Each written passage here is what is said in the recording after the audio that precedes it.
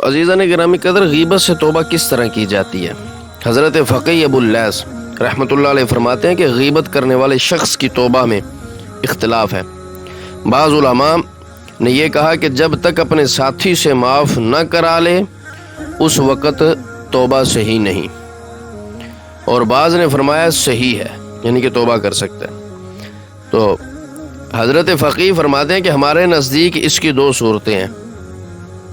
وہ بندے جنہوں نے غیبت کی ہے وہ غور سے سنیں ان دونوں صورتوں کو، کہ اگر غیبت کی بات اس شخص تک پہنچ چکی ہے جس کی غیبت کی گئی تھی، پھر تو اس سے معاف کرانا بھی ضروری ہے، اور اگر نہیں پہنچی تو پھر بس اللہ تعالیٰ سے معافی مانگ لے اور استغفار جو ہے وہ کرتا رہے، اور آئندہ کے لیے پکا ارادہ کر لے کہ ایسا پھر کبھی نہ کروں گا۔ حضرت ابن سیرین رحمۃ اللہ علیہ کے پاس ایک شخص حاضر ہوا اور کہنے لگا کہ یا حضرت، میں نے آپ کی غیبت کی ہے، مجھے حلال کر دیں، یعنی کہ مجھے معاف کر دیں۔ آپ نے فرمایا جس چیز کو اللہ تعالیٰ نے حرام کیا ہے میں اسے کیسے حلال کر سکتا ہوں؟ یعنی کہ اشارہ یہ تھا کہ اللہ تعالیٰ کی بارگاہ عالیہ میں توبہ و استغفار کر، اگر کسی تک غیبت کی بات نہیں پہنچی تو توبہ کے لیے صرف استغفار کر لو، کافی ہے۔ یعنی کہ اس تک بات نہیں پہنچی تو پھر استغفار کر لو، اسے بتانا اور معافی مانگنا یہ شرط نہیں ہے، ٹھیک ہے؟ اور بلکہ نہ بتانا یہ بہتر ہے اگر بات نہیں پہنچی، کیونکہ خام خواہ پھر اس کے قلب میں تشویش جو ہے وہ ہوگی۔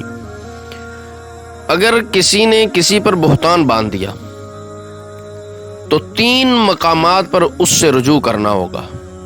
نمبر 1، جن لوگوں کے سامنے بہتان بازی کی ہے ان کے پاس جا کر معذرت کرے کہ میں نے فلاں کے متعلق جھوٹ کہا تھا، اور نمبر 2، جس پر بہتان باندھا ہے اس سے معاف کرائے، اور نمبر 3، اللہ تعالیٰ کی بارگاہ عالیہ میں بھی توبہ و استغفار کرے، کیونکہ بہتان دوسرے گناہوں کی نسبت بہت بڑا گناہ ہے۔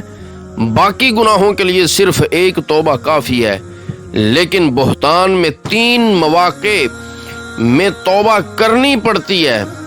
یہ بات یاد رکھیں، اللہ تعالیٰ نے بہتان کو کفر کے ساتھ ملا کر ذکر کیا ہے، کفر کے ساتھ ملا کر ذکر فرمایا۔